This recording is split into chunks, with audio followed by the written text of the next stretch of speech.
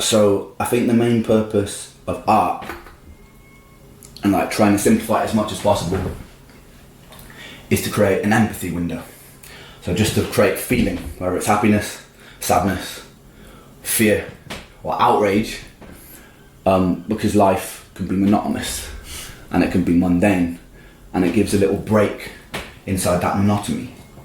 And I think the challenging thing for creators these days is that we live inside a time where people are both paradoxically completely hypersensitized to things and completely desensitized to things.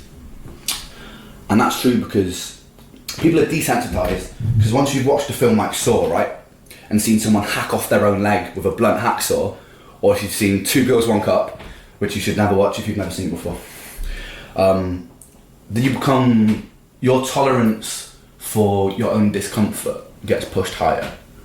And filmmakers realise this, and so they become more bold and more daring in what they do. And so you can go to the cinema these days and watch a really uncomfortable scene like rape, abuse, murder, and you could sit there without batting an eyelid or flinching because we're so used to seeing it that we're numb to it. So for that, for an artist's point of view, it's quite difficult to challenge people these days.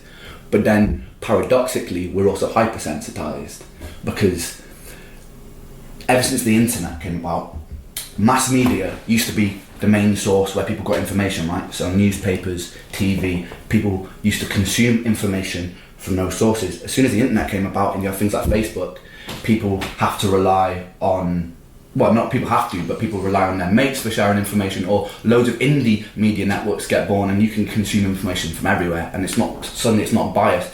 And so mass media saw a massive decline and drop in people consuming it. They panicked, and from the birth of that came like the clickbait generation, right? So you've got like super evocative language like, you would not believe this, you would not believe your eyes if you saw this. And the dark side of that was that people now try to demand your attention by using super evocative language, and it's like really trivial and mundane things get hypersensitized. So you could have like a celebrity tweeting something a little bit tongue-in-cheek, like nothing worse than you would say to your mate in your living room, and like the media jump on him and he or she will get fucking crucified, like literally torn to pieces, like out to the walls. And I think that people are so impressionable that it then rubs off on them. So when you watch like a YouTube video these days, yeah, and something's maybe a little bit tongue-in-cheek, or something is maybe, or someone's wearing something unfashionable, look in the comment section of everyday people and it's like a fucking witch hunt.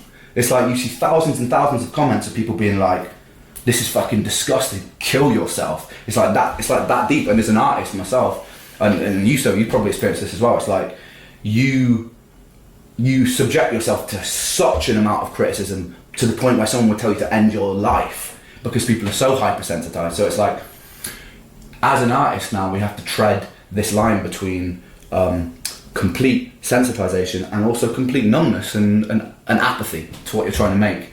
And I think that is one of the most challenging things about being an artist today.